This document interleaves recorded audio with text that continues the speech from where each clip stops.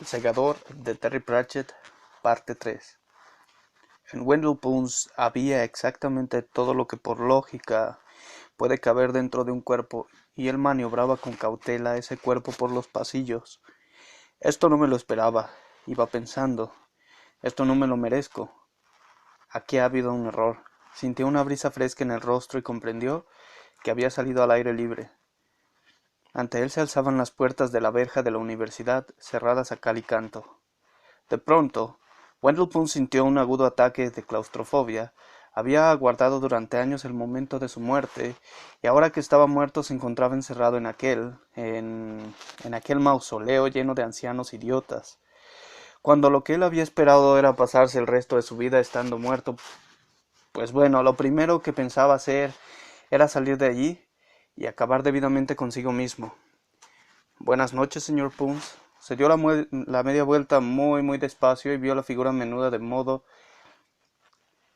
el enano que trabajaba como jardinero de la universidad. Estaba sentado a la luz del ocaso, fumando su pipa. Ah, hola, Modo. Me dijeron que estaba muerto, señor Punz. Bueno, sí, lo estaba. Punz asintió mientras contemplaba con gesto lúgubre los muros de la universidad. Las puertas siempre se cerraban en cuanto se ponía el sol, obligando así tanto a estudiantes como a profesores a trepar por los muros. Wendell Punz no se veía muy capaz de hacerlo. Abrió y cerró los puños. En fin, ¿no hay ninguna otra puerta para salir, Modo? Preguntó. No, señor Punz. ¿Qué te parece si hacemos una? ¿Cómo dice, señor Punz? Se oyó el estrépito de la piedra torturada. En la pared quedó un agujero cuya forma recordaba vagamente a la de Punz. La mano de Wendell se extendió para recoger su sombrero puntiagudo. Modo volvió a encender su pipa. Pensó que en aquel trabajo se veían muchas cosas interesantes. En un callejón, momentáneamente oculto de las miradas de los transeúntes, alguien llamado Rexhue, que estaba muerto, miró a derecha e izquierda, se sacó del bolsillo una brocha y una lata de pintura y trazó en la pared las siguientes palabras: muertos pero presentes. Y echó a correr, o al menos se fue tambaleándose a gran velocidad. El archicanciller abrió una ventana al paisaje nocturno. Escuchad, dijo. Los magos escucharon. Un perro ladró. En algún lugar de la ciudad, un ladrón silbó y recibió un silbido de respuesta desde un tejado próximo. A lo lejos, una pareja estaba teniendo una de esas peleas que hacen que en la mayoría de las calles circundantes se abran las ventanas y la gente escuche para tomar notas. Pero estas eran solo las melodías principales en el continuo zumbar y chirriar de la ciudad.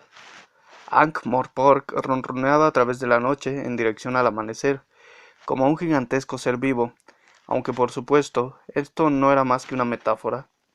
¿Y qué pasa? Quiso saber el filósofo equino. No oigo nada especial. Eso es precisamente lo que quiero decir. Todos los días mueren docenas de personas en Ankh-Morpork. Si todas hubieran empezado a regresar como el pobre Wendell, ¿no creéis que nos habríamos enterado? La ciudad sería un caos, bueno, quiero decir más caos de lo que ya es de costumbre. Siempre hay unos cuantos no muertos por ahí, señaló el decano dubitativo. Están los vampiros, los zombies, los banshees y todo eso.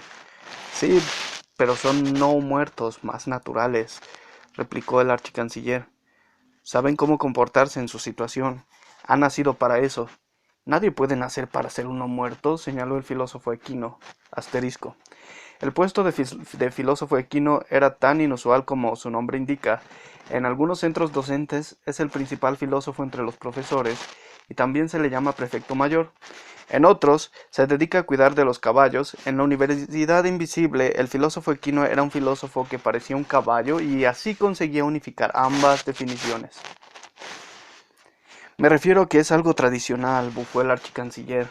En la zona donde nací yo había algunos vampiros muy respetables. Llevaban siglos en sus respectivas familias. Sí, pero beben sangre, insistió el filósofo equino. ¿Qué quiere que le diga? A mí no me parece... Eso no me parece lo que se dice muy respetable. He leído en alguna parte que en realidad no necesitan sangre de verdad, intervino el decano, deseoso de contribuir a la conversación. Solo necesitan algo que hay en la sangre, los hemoglobins, creo que se llaman. Los otros magos le miraron. El decano se encogió de hombros. A mí que me registren, insistió. Hemogoblins lo ponía en un libro. Creo que es porque la gente tiene hierro en la sangre. Pues, por lo que a mí respecta, estoy seguro de que no tengo goblins de hierro en la sangre, replicó el filósofo equino con un gruñido. En cualquier caso son mejores que los zombis, siguió el decano. Los vampiros tienen más clase, no van por ahí todo el rato arrastrando los pies. Pero también es posible transformar a alguien en zombie. ¿Lo sabías? Señaló alegremente el conferenciante de runas modernas. Ni siquiera hace falta practicar la magia. Lo único que se necesita es un pez muy extraño y el extracto de una raíz concreta. Te tomas una cucharada y cuando te despiertas eres un zombi. ¿Qué clase de pez? Quiso saber el filósofo equino. ¿Cómo quieres que lo sepa? Entonces, ¿cómo lo va a saber nadie? Gruñó el filósofo equino. ¿O qué pasa? Que va alguien una mañana al despertarse y dice, voy a transformar a este tío en zombie. Lo único que necesito es el hígado de un pez raro y un trozo de raíz. Ahora solo es cuestión de adivinar qué clase de pez y qué clase de raíz. Me imagino la cola que se forma a la puerta de la choza. Número 94. Hígado de pez rallado rojo y raíz de maníaco. No ha funcionado. Número 95. Hígado de pez espino y raíz de tum-tum. No ha funcionado. Número 96. ¿De qué demonios habláis? Exigió saber el archicanciller. Me limitaba a señalar la inverosimilitud intrínseca de... Cállate, ordenó el archicanciller sin siquiera molestarse en enfadarse. En mi opinión, mirad, la muerte tiene que seguir como estaba, ¿no? La muerte tiene que suceder, para eso existe la vida. Primero estás vivo y luego estás muerto. Eso no puede dejar de suceder. Pero él no vino a buscar a Wendell, señaló el decano. Es algo que sucede constantemente, siguió Ridcully, haciendo caso omiso de su colega. Todo muere siempre, hasta las verduras. Pero no creo que la muerte haya acudido jamás a buscar una patata, titubeó el decano. La muerte llega para todo, insistió el archicanciller con firmeza. Los magos asintieron. Aquello tenía lógica. Tras una larga pausa, el filósofo equino se rasgó la mandíbula pensativo. ¿Sabéis una cosa? El otro día leí que todos los átomos de nuestro cuerpo cambian cada 7 años. Te salen átomos nuevos y se te caen los viejos. Sucede constantemente. ¿No es una maravilla? El filósofo equino era capaz de hacer con una conversación lo mismo que una melaza bastante espesa con la maquinaria precisa de un reloj. ¿Sí? ¿Y qué pasa con los viejos? Preguntó Redcully, interesado a su pesar. Ni idea, supongo que se quedan flotando en el aire, hasta que se pegan a otra persona.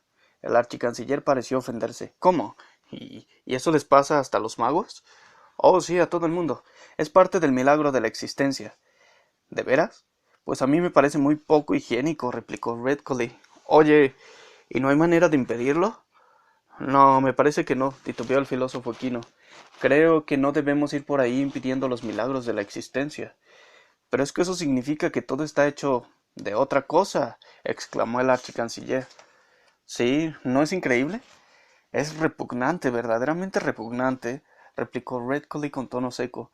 Además, lo que quiero decir, hizo una pausa mientras intentaba recordar lo que quería decir. Bueno, lo que quiero decir es que no se puede abolir a la muerte. La muerte no puede morir. Es como pedirle a un escorpión que se clave su propio aguijón. Pues de hecho, intervino el filósofo equino, siempre dispuesto a aportar un dato fidedigno. La verdad es que a veces a los escorpiones se les puede hacer... Cállate, dijo el archicanciller. Pero no podemos permitir que vaya por ahí un mago no muerto, protestó el decano. No hay manera de saber qué le puede dar por hacer. Tenemos que detenerle por su propio bien. Ajos, se limitó a decir el filósofo equino. A los no muertos no les gusta el ajo. Les comprendo perfectamente, yo tampoco lo soporto, replicó el decano. No muerto, no muerto, chilló el tesorero señalando con el dedo. Nadie le hizo caso. Sí, también están los objetos sagrados, prosiguió el filósofo equino. El no muerto típico se convierte en polvo en cuanto los ve, y tampoco le gusta la luz del sol. Además, en el peor de los casos siempre queda la opción de enterrarlos en una encrucijada de caminos. Eso es para ir sobre seguro. Además, se les clava una estaca para que no se puedan levantar. ¿Una estaca con ajo? Apuntó el tesorero. Bueno, sí, supongo que no pasa nada si se le pone ajo a la estaca, concedió el filósofo equino de mala gana. Me parece que las estacas no se comen. por mucho ajo que se les ponga, protestó el decano. Depende de qué estacas, replicó alegremente el conferenciante de runas modernas. Cállate, dijo el archicanciller. Plop. Por fin, las bisagras de la alacena cedieron y su contenido se desparramó por toda la habitación. El sargento Colon, de la guardia de la ciudad de Ankh-Morpork, estaba de servicio. Vigilaba el puente de Latón, el principal enlace entre las ciudades de Ankh y Morpork, por si alguien intentaba robarlo. En el tema de la prevención del crimen, el sargento Colon era un firme partidario de pensar a lo grande. Según cierta escuela de pensamiento, la mejor manera de que un guardián de la ley consiga fama de astuto y eficaz en Ankh-Morpork es patrullar por todas las calles y callejones, sobornar a los informadores, seguir a los sospechosos y todas esas cosas. El sargento Colon era una negación viviente de esta escuela de pensamiento en concreto. No, se apresuraría a replicar, porque intentar reducir el índice de criminalidad en Ankh-Morpork sería como intentar reducir el índice de salinidad en el agua del mar, y la única fama que podría conseguir un guardián de la ley astuto y eficaz sería de esa que hace exclamar a alguien: ese cadáver de la coneta, ¿no es el del sargento Colon? Porque según él, hoy en día el agente de la ley moderno, inteligente y previsor, siempre debía mantenerse a un paso por delante del criminal. Un día u otro alguien intentaría robar el puente de Latón, y ese día el sargento Colon estaría allí para impedirlo. Entretanto, el lugar era un refugio agradable cuando el viento mordía. Se podía fumar un cigarrillo tranquilo y probablemente no ver nada inquietante. Apoyó los codos en el parapeto, meditando vagamente acerca de la vida. Una figura se acercó tambaleándose entre la niebla. El sargento Colon reconoció la familiar silueta puntiaguda del sombrero de un mago. «Buenas noches, agente», graznó la voz de su propietario. «Buenos días, señor. ¿Tendría la amabilidad de ayudarme a subir al parapeto, agente?» El sargento Colon titubeó indeciso, pero aquel tipo era un mago. Uno se podía meter en un buen lío si se negaba a ayudar a un mago. «¿Está probando alguna magia nueva, señor?», preguntó con tono animado, al tiempo que colaboraba en la tarea de izar aquel cuerpo delgado, pero sorprendentemente pesado, hasta las inseguras piedras del parapeto. «No». Wendell Punch saltó desde el puente. Se oyó un sonido de chapoteo casi sólido. Asterisco. Es cierto que los no muertos no pueden atravesar el agua corriente, pero, de cualquier manera, el río Ankh ya es de por sí turbio, y cuando llega cargado por el lodo de las llanuras y atraviesa la ciudad, población 1.000.000, no se le puede aplicar el término corriente. En realidad, ni siquiera se le puede aplicar el término agua. El sargento Colon bajó la vista hacia las aguas del Ankh, que volvían a cerrarse lentamente. Esos magos siempre tramando cosas raras. Aguardó un rato. Varios minutos más tarde, la basura y los cascotes junto a la base de uno de los pilares del puente empezaron a estremecerse cerca de un tramo de peldaños maltrechos que descendían hacia el agua. Apareció un sombrero puntiagudo. El sargento Colon oyó cómo el mago subía lentamente por las escaleras sin dejar de murmurar maldiciones entre dientes. Wendell Punch llegó de nuevo a la cima del puente. Estaba empapado. «Será mejor que vaya a cambiarme de ropa, señor». «A cambiarse de ropa, señor», le aconsejó el sargento Colon.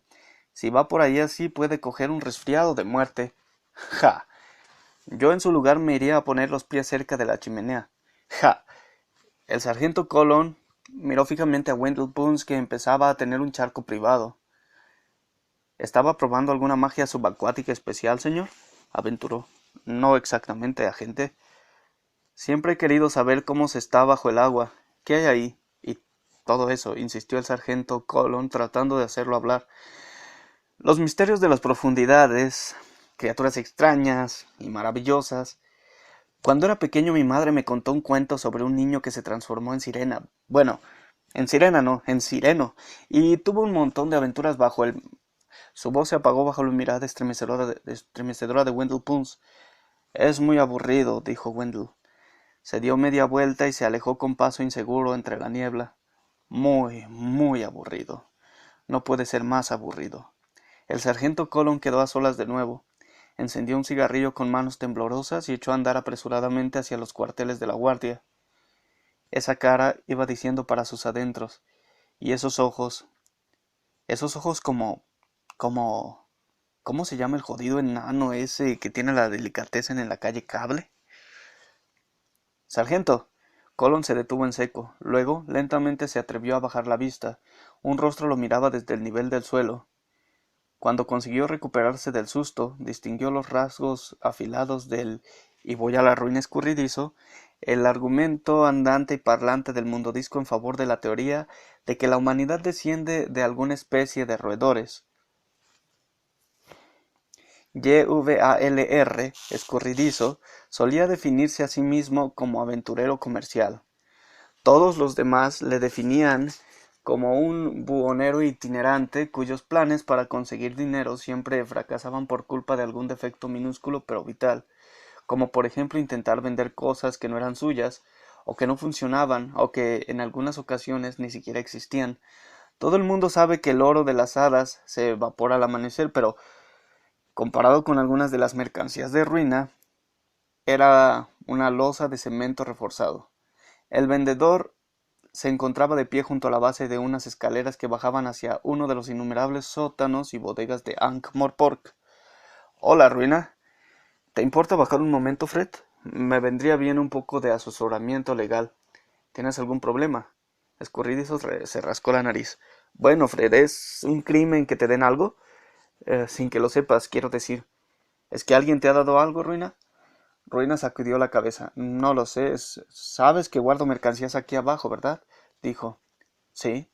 «Pues verás, esta noche he venido a recoger unas cuantas cosas y...» Agitó una mano incapaz de explicarse. «Bueno, echa un vistazo tú mismo». Abrió la puerta de la habitación subterránea en la oscuridad. Algo hizo plop. Wendell Bunce se tambaleó sin rumbo fijo por un oscuro callejón de las sombras, con los brazos extendidos ante él y las manos inertes dobladas por las muñecas. No sabía por qué lo hacía. Sencillamente le parecía la postura más apropiada, dadas las circunstancias. ¿Y si se tiraba desde lo más alto de un edificio? No, eso tampoco serviría de nada. Tal y como estaba, ya le resultaba bastante difícil andar. No quería ni pensar cuánto le costaría con las dos piernas rotas. Veneno. Imaginaba que sería como tener un espantoso dolor de estómago. ¿Ahorcarse? Quedarse colgado probablemente sería tan aburrido como estar sentado en el fondo del río. Llegó a un patio nauseabundo en el que confluían varios callejones. Las ratas huían espantadas a su paso. Un gato, con el lomo erizado, lanzó un maullido de pavor y escapó por los tejados. Mientras se preguntaba dónde estaba, quién era y qué iba a pasarle a continuación, sintió la punta de un cuchillo apoyada contra su rabadilla. «Venga, abuelo», dijo una voz a su espalda, «la bolsa o la vida». En la oscuridad, en la boca de Wendell se dibujó una espantosa sonrisa. «No estoy de broma, viejo», insistió la voz. «¿Sois del gremio de ladrones?», preguntó Wendell sin volverse. «No, somos autónomos. Venga, a ver cuánta pasta llevas». «Nada en absoluto», replicó el mago. Se dio la vuelta. Había dos atracadores más detrás de él. «Por los dioses, mirad qué ojos», gimió uno de ellos. Wendell alzó los brazos por encima de la cabeza. Aulló. Los criminales retrocedieron a toda prisa. Por desgracia, tenían detrás una pared. Se aplastaron todo lo posible contra ella. «¡Oh, iros a la mierda! ¡Oh!», insistió Wendell, que aún no se había dado cuenta de que la única ruta de escape se encontraba a través de él. Puso los ojos en blanco para conseguir más efecto. Enloquecidos por el terror, los aspirantes a ladrones se escabulleron por debajo de sus brazos, pero no sin que antes uno de ellos clavara el cuchillo hasta el mango en el pecho abombado de Wendell. El mago miró el instrumento. «Que esta era mi mejor túnica», gritó. «Quería que me enterraran con... Mirad lo que habéis hecho. ¿Sabéis lo difícil que es zurcir la seda? Mirad, mirad. Y esto no hay quien lo cosa». Se quedó escuchando. No se oía más sonido que el de las pisadas, ya lejanas, pero todavía apresuradas. Wendell Punch se arrancó el cuchillo del pecho. «Podría haberme matado», murmuró al tiempo que lo tiraba a un lado. En el sótano, el sargento Colon recogió uno de los objetos que se encontraban desperdigados en grandes montones por el suelo. «Debe de haber miles», señaló Ruina, tras él. «Me gustaría saber quién los ha puesto aquí». Asterisco. Aunque en el mundo disco no son muy habituales, Es cierto que existen los anticrímenes, siguiendo la norma fundamental según la cual en el multiverso todo tiene su opuesto. Obviamente los anticrímenes son escasos. Por el simple hecho de dar algo a alguien, no se está cometiendo un antirrobo. Para que exista un anticrimen, hay que hacerlo de tal manera que cause ultraje y o humillación a la víctima. Existen, por ejemplo, los asaltos con reparación de la propiedad, las antidifamaciones, como en los discursos de las fiestas de jubilación, el antichantaje, como amenazar con revelar a los enemigos de un mafioso sus donativos secretos para obras de caridad. Los anticrímenes nunca se han puesto muy de moda. El sargento Colon no dejaba de dar vueltas al objeto entre sus manos. Nunca había visto cosas semejantes, dijo. Lo sacudió, su rostro se iluminó. Es bonito, ¿no? La puerta estaba cerrada como siempre, insistió Ruina. Y estoy al día con los pagos al gremio de ladrones. Colon sacudió el objeto de nuevo. Muy bonito, repitió. ¿Fred? El sargento Colon, fascinado, miraba cómo caían los diminutos copos de nieve dentro de la pequeña esfera de cristal. ¿Mm? ¿Y qué se supone que debo hacer? Ni idea, supongo que son tuyos, Ruina, aunque la verdad no entiendo por qué ha querido nadie deshacerse de ellos. Se volvió hacia la puerta. Ruina se interpuso en su camino. Entonces, son 12 peniques, dijo con voz amable. ¿Qué? 12 peniques. Por el que te acabas de guardar en el bolsillo, Fred. Colon se sacó la esfera del bolsillo. Anda ya, protestó. Si tú te los has encontrado. No te han costado nada. Sí, pero esta es la cuestión del almacenamiento. El embalaje...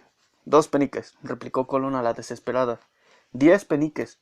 3 peniques. 7 peniques, y voy a la ruina, para que lo sepas. Hecho, suspiró el sargento, de mala gana. Sacudió una vez más la esfera. Muy bonito, desde luego, dijo. Vale lo que cuesta, asintió escurridizo. Se frotó las manos esperanzado. Seguro que se venden como churros, ¿no crees? Dijo al tiempo que cogía un puñado y los metía en una caja. Cerró la puerta cuando salieron. En la oscuridad algo hizo plop. Ankh-Morpork siempre ha tenido fama y tradición por la bienvenida que da a seres de todas las razas, colores y formas, siempre que traigan dinero para gastar y un billete de vuelta. Según la popular publicación del gremio de comerciantes, bienvenido a Ankh-Morpork, ciudad de las 1000 sorpresas, tú, nuestro visitante, recibirás una calurosa bienvenida en las numerosas tabernas y hostales de esta antiquísima ciudad, en la que muchos establecimientos de restauración se esfuercan en satisfacer los gustos del que llega de lejos, ya seas hombre, troll, enano, duende o gnomo. Ankh-Morpork alzará su copa contigo y exclamará ¡Salud! Sí, tú, el de allá, te toca pagar la próxima ronda. Wendell Punz sabía a dónde iban los no muertos cuando querían divertirse. Todo lo que sabía, y lo sabía a ciencia cierta, era que si se lo podían pasar bien en algún lugar, seguramente podrían hacerlo en Ankh-Morpork. Su andar trabajoso le llevó hacia la zona interior de las sombras, solo que ahora ya no era tan trabajoso. Durante más de un siglo, Wendell Punz había vivido entre los muros de la Universidad Invisible. Desde la perspectiva de los años acumulados, había vivido mucho tiempo. Desde la perspectiva de la experiencia, tenía unos 13 años.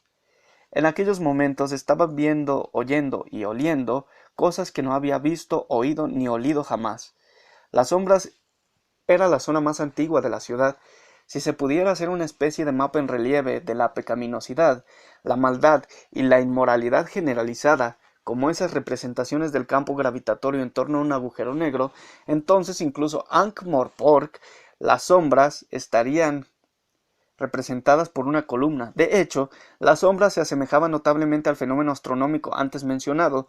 Tenía una cierta atracción poderosa, de allí no salía ninguna luz y desde luego podía convertirse en un portal hacia otro mundo, hacia el otro.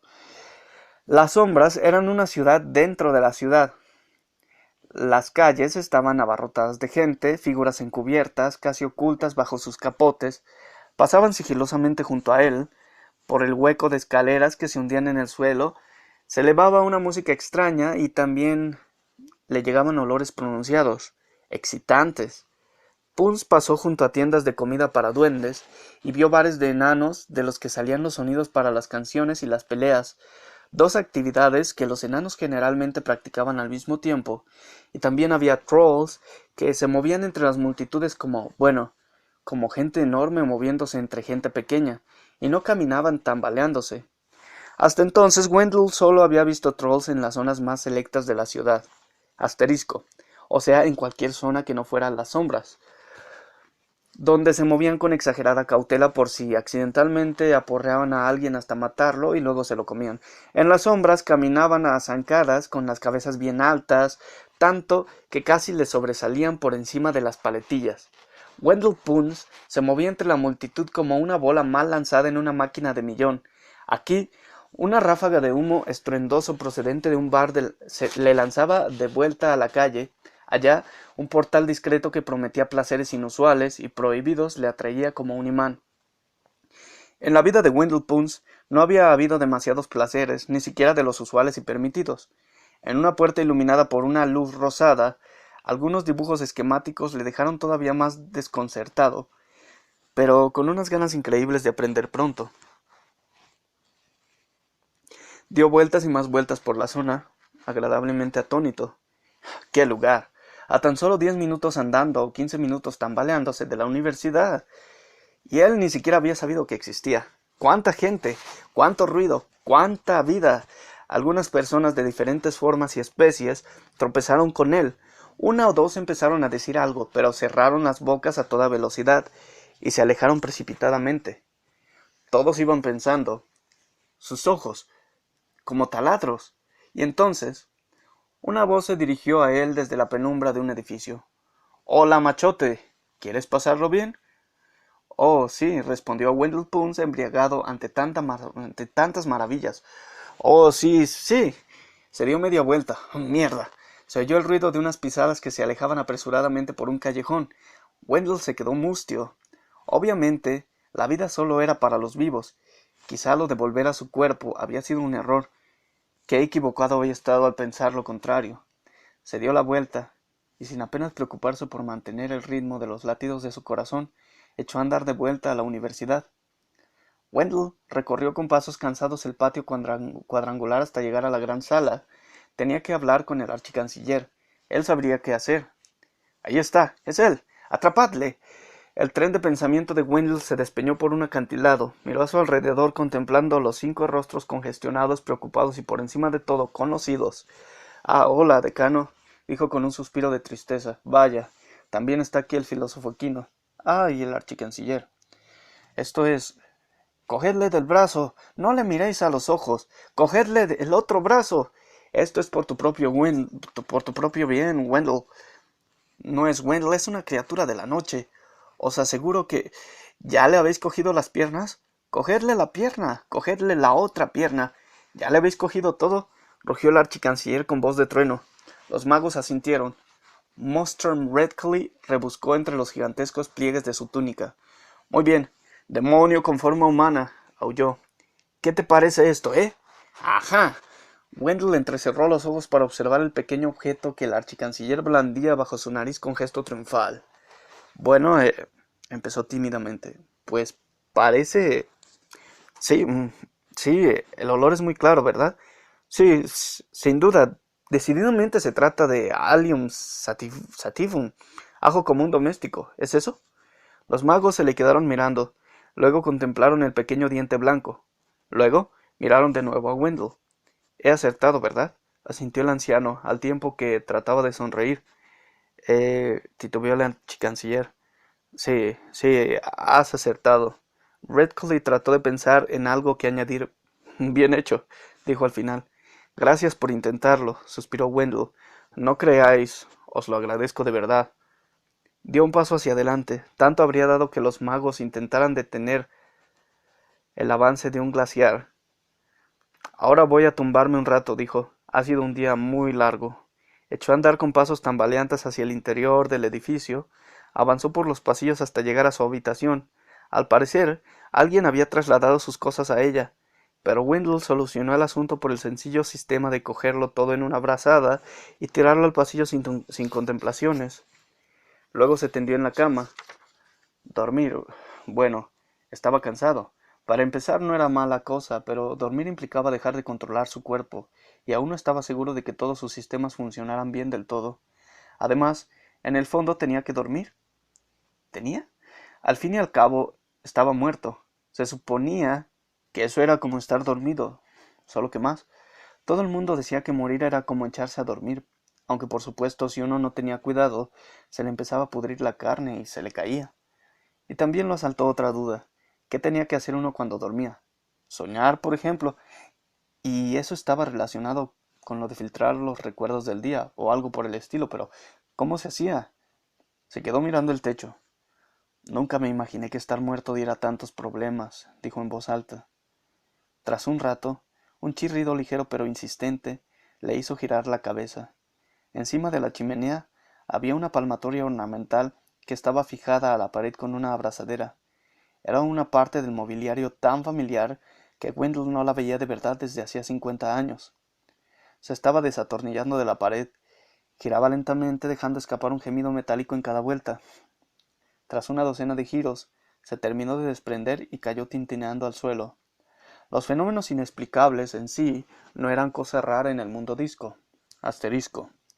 Por ejemplo, las lluvias de peces eran tan habituales en el pequeño poblado rodeado de tierras aparadores de pino que sus habitantes habían desarrollado una floreciente industria de ahumado, salado y enlatado de arenques, y en las regiones montañosas de Seret, las ovejas que quedaban en los campos durante toda la noche se encontraban a la mañana siguiente mirando en la otra dirección sin que al parecer hubiera intervenido ninguna agencia gubernamental.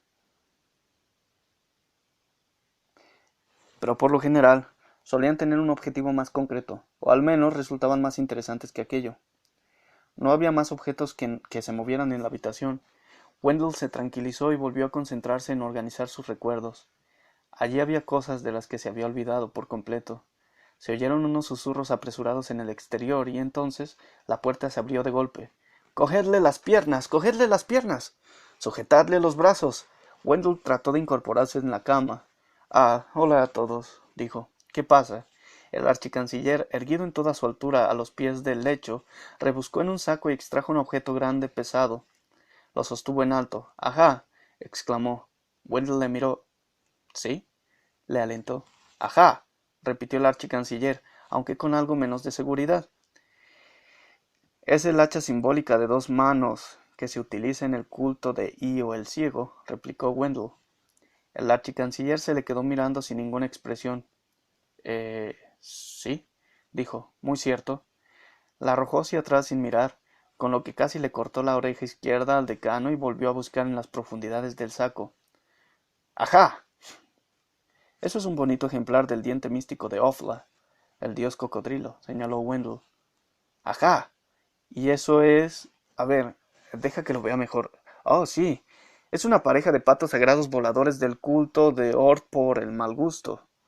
Oye, esto es muy divertido. Ajá. Eso es... No me lo digas. No, no me lo digas. Es el santo Ling Long del infame culto de Su Ti, ¿no? Ajá. Creo que es uno de los peces de 3 cabezas que se utilizan en las ceremonias de la religión ictiólica tricápita de Owanda, titubeó Wendell. Esto es ridículo, suspiró el archicanciller al tiempo que dejaba caer el pescado. Los magos agacharon las cabezas. Por lo visto, los objetos religiosos no eran un remedio tan definitivo como habían pensado.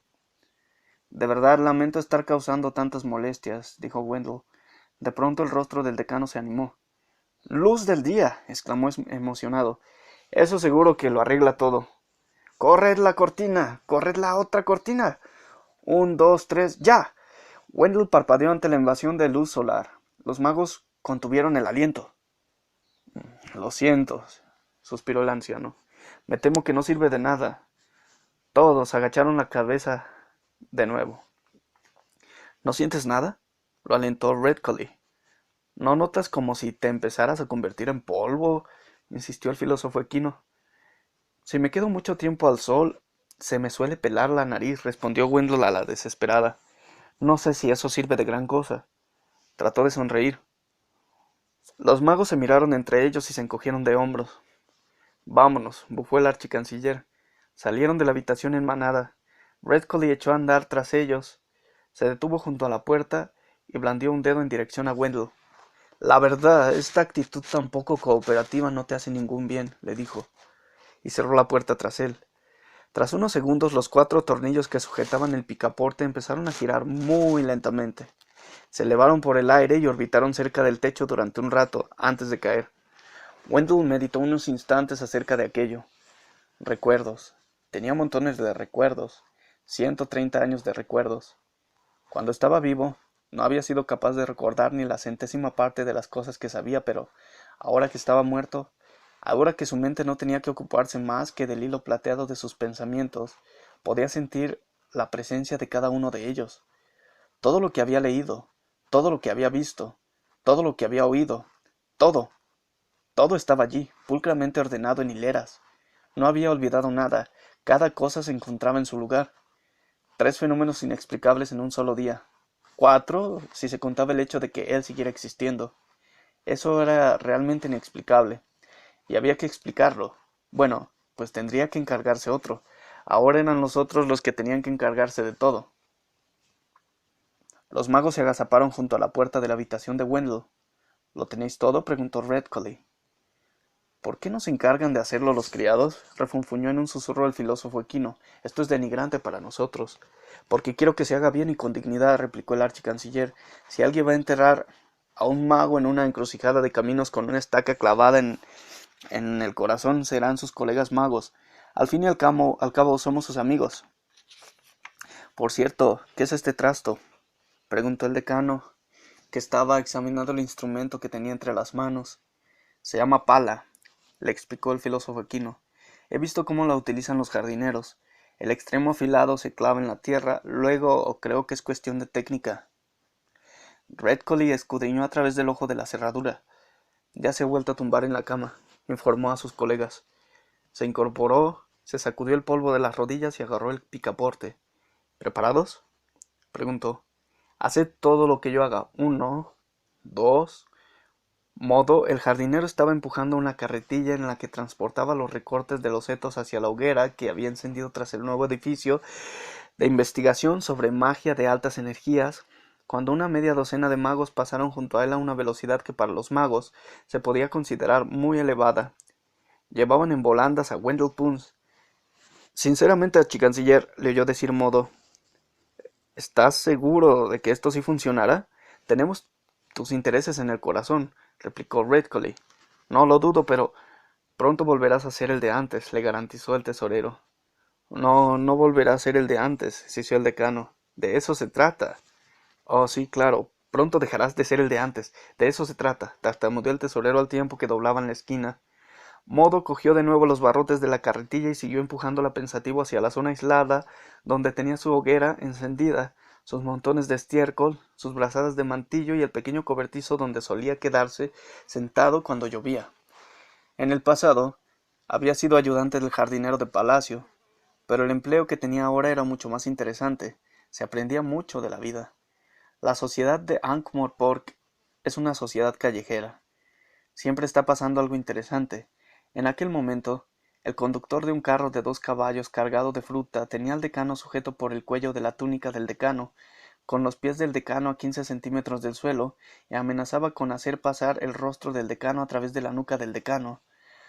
Son melocotones, ¿entiendes?, gritaba sin cesar. ¿Y sabes lo que pasa con los melocotones que se quedan demasiado tiempo en el carro? ¡Que se magullan! Y no serán lo único que salga magullado. Oye, que soy un mago, gimió el decano sacudiendo en el aire las zapatillas puntiagudas. Si no fuera por el hecho de que las reglas de mi profesión no me permiten utilizar la magia más que de una manera puramente defensiva, te encontrarías definitivamente en un buen aprieto. ¿Y se puede saber qué hacéis tus amigos y tú?, quiso saber el conductor, que bajó el decano para poder mirar por encima de su hombro con gesto de sospecha. Eso, intervino el hombre que intentaba controlar a los animales que tiraban de un carromato cargado de troncos. ¿Qué pasa aquí? Hay gente que cobra por horas, por si no lo sabíais. Los de delante que se muevan. El conductor del carromato de troncos se dio la vuelta en el pescante y se dirigió a la cola de vehículos que se extendía tras él. Ya lo intento, gritó. Que no es culpa mía. Hay un montón de magos cavando en la maldita calle. El rostro enlodado del archicanciller se asomó por el borde del agujero. Vamos, hombre decano, bufó. Te dije que te encargaras de esto. Sí, le acababa de pedir a este caballero que diera media vuelta y fuera por otro camino, replicó el decano temeroso de empezar a asfixiarse. El transportista de fruta le dio la vuelta para que pudiera ver el embotellamiento de tráfico. ¿Has intentado alguna vez hacer que 60 carros se den la vuelta al mismo tiempo? Casi huyó. No es cosa fácil, sobre todo si nadie puede moverse porque habéis hecho que los carromatos den la vuelta a la manzana. Así que ninguno puede girar porque tiene otro justo detrás. El decano intentó asentir. Él también se había cuestionado seriamente la viabilidad de la idea de excavar un agujero en el cruce de la calle de los dioses menores con la vía ancha, dos de las avenidas más transitadas de Ankh-Morpork. En su momento, todo había parecido lógico. Hasta el no muerto más testarudo tendría que quedarse decentemente enterrado bajo semejante cantidad de tráfico.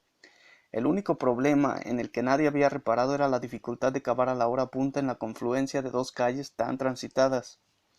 Muy bien, ¿qué pasa aquí? La muchedumbre de espectadores se abrió para dejar paso a la figura corpulenta del sargento Colon, de la guardia de la ciudad. El hombrecillo se movía entre la gente como una excavadora, su barriga le precedía. Cuando vio a los magos metidos hasta la cintura en un agujero en medio de la calle, su regordete rostro sonrosado se animó. Vaya, ¿qué tenemos aquí? Exclamó. ¿Una banda internacional de ladrones de encrucijadas? Estaba encantado. Su estrategia policial a largo plazo empezaba a dar frutos. El archicanciller le lanzó a los pies una palada de barro de Ankh-Morpork. Oiga, no sea imbécil, rugió. Esto es de una importancia vital. Claro, claro, eso dicen todos, replicó el sargento Colon, a quien no se podía desviar fácilmente de un rumbo de pensamiento una vez que había cogido velocidad mental.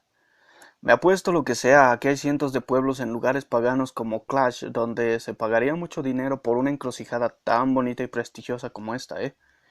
Redcolly le miró boquiabierto. ¿Qué demonios está diciendo, agente?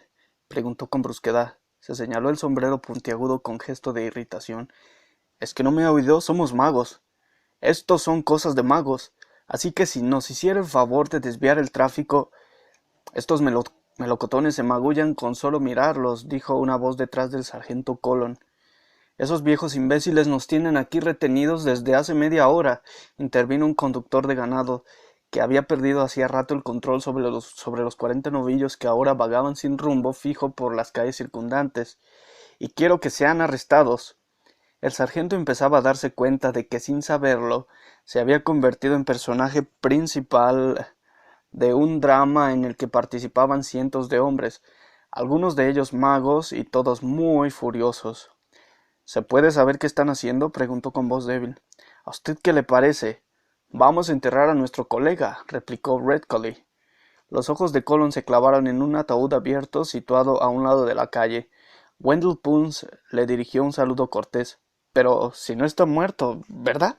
Señaló con el ceño fruncido por el esfuerzo de comprender la situación. Las apariencias engañan, replicó el archicanciller. Se me acaba de saludar, insistió el sargento titubeante. ¿Y qué? Bueno, no es normal que... No pasa nada, sargento, intervino Wendell. El sargento Colon se acercó más al ataúd. Por cierto, ¿no le vi tirarse al río anoche? Preguntó entre dientes. Sí, muchas gracias por su ayuda, insistió Wendell. Bueno, veo que luego salió solo, siguió el sargento titubeante. Eso me temo. Pero estuvo mucho tiempo bajo el agua. Bueno, es que estaba muy oscuro, ¿sabe? No encontraba las escaleras. El sargento Colon tuvo que reconocer que aquello era lógico. Bien, en ese caso supongo que está usted muerto, asintió. Nadie podría pasar tanto tiempo bajo el agua sin estar muerto. Exacto, corroboró Wendell. Entonces, ¿cómo es que habla y saluda y todo eso? Gimió Colon. El filósofo equino asomó la cabeza por el agujero. No es tan extraño que un cadáver se mueva y emita ruidos después de la muerte, sargento, explicó. Se debe a los espasmos musculares involuntarios. Oh, es cierto. El filósofo equino tiene razón, asintió Wendell Punce. Yo también lo leí. No sé dónde. Oh. El sargento Colon miró a su alrededor. Bueno, siguió inseguro. En ese caso supongo que no pasa nada. Es decir, bueno, ya hemos terminado, le interrumpió el archicanciller mientras salía del agujero. Ya es suficientemente profundo. Venga. Wendell, abajo. De verdad os aseguro que estoy conmovido, suspiró Wendell al tiempo que se tumbaba en el ataúd. Era un ataúd bastante bueno. Lo habían comprado en la funeraria de la calle Olmo. El archicanciller le había permitido que lo eligiera él mismo. Redcolly cogió un mazo. Wendell se incorporó de nuevo. Todo el mundo se está tomando tantas molestias. Claro, claro, le interrumpió Redcolly. Miró a su alrededor. Bueno, ¿quién tiene la estaca? Todos miraron al tesorero. El tesorero no parecía muy contento. Rebuscó en el saco. Es que no encontré ninguna, se disculpó. El archicanciller se puso la mano sobre los ojos. Muy bien, dijo con tranquilidad. ¿Sabes una cosa? No me sorprende en absoluto. ¿Qué has traído? ¿Un palillo para los dientes? ¿El mango de un peine? Apio, respondió el tesorero. Son los nervios, el pobre está mal, se apresuró a defenderle el decano. Apio, repitió el archicanciller con un autocontrol tan rígido como para doblar herraduras. Claro. El tesorero le tendió un ramito macilento. Ridcully lo cogió. Ahora, Wendell, empezó. Quiero que imagines que lo que tengo en la mano... No pasa nada, le tranquilizó el anciano. La verdad es que no creo que pueda clavar... No importa, de verdad. ¿En serio? Lo que vale es la idea, asintió Wendell. Si me das el apio, pero piensas que me estás clavando una estaca, será más que de sobra. Es muy amable por tu parte, suspiró Redcolly. Es el espíritu adecuado para las circunstancias. Esprit de corpse, asintió el filósofo equino. Redcolly le miró fijamente. Luego, con gesto dramático, lanzó el apio a Wendell. «Toma esto», exclamó. «Gracias», respondió el anciano. «Venga, vamos a poner la tapa y luego iremos a comer algo», dijo Redcolly. «No te preocupes, Wendell. Supongo que esto funcionará de maravilla. Ya lo verás. Hoy es el último día del resto de tu vida». Wendell se quedó tendido en la oscuridad, escuchando el repiqueteo de los martillazos. Se oyó un golpe y una imprecación contra el decano por no sujetar su extremo como era debido. Luego la tierra húmeda se estrelló contra la tapa. Los ruidos le llegaban cada vez más ahogados, más lejanos. Tras unos instantes, un retumbar distante le informó de que el comercio de la ciudad se había reanudado. Incluso alcanzaba a oír las voces amortiguadas. Dio unos golpes en la tapa del ataúd. Los de arriba, menos escándalo, exigió. Que aquí hay gente que intenta estar muerta. Las voces se interrumpieron. Oyó pisadas que se alejaban apresuradamente. Wendell se quedó tendido largo rato.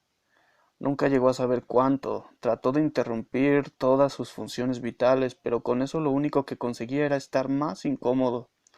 ¿Por qué le resultaba tan difícil morir? Otras personas lo conseguían incluso sin practicar. Además, le picaba una pierna. Trató de alargar la mano para rascarse y rozó algo pequeño y de forma irregular. No sin mucho esfuerzo consiguió cogerlo con los dedos. Parecía un puñado de cerillas. ¿En un ataúd? ¿Cerillas? ¿Es que alguien había pensado que se iba a fumar un cigarrito para pasar el rato? Tras varios intentos, se las arregló para quitarse una bota con la otra. La fue empujando con movimientos sinuosos hasta que la tuvo al alcance de la mano. Esto le proporcionó una superficie rasposa contra la que encender la cerilla. La escasa luz sulfúrica iluminó su pequeño mundo rectangular. En la parte interior de la tapa había una tarjetita clavada. La leyó. La leyó de nuevo. La cerilla se apagó. Encendió otra, solo para asegurarse de que lo que había leído existía de verdad. El mensaje seguía siendo extraño, incluso a la tercera intentona. ¿Muerto? ¿Deprimido? ¿Te apetece empezar otra vez? Acude a las reuniones del club Volver a Empezar. Jueves, 12 horas, calle Olmo 668. Dale sentido a tu muerte. La segunda cerilla se apagó y se llevó con ella los últimos vestigios de oxígeno. Wendell se quedó a oscuras, tendido, un buen rato mientras meditaba su siguiente movimiento y terminaba de comerse la rama de apio. ¿Quién lo habría imaginado? Y de pronto, el difunto Wendell Punch comprendió que no era otro el que tenía que encargarse de aquello, que justo cuando pensaba que el mundo te había dejado de lado, resultaba que estaba lleno de cosas rarísimas. Sabía por experiencia que los vivos nunca se enteraban ni de la mitad de lo que estaba sucediendo, porque el hecho de estar vivos ocupaba buena parte de su atención. El espectador es el que mejor se entera del partido, meditó.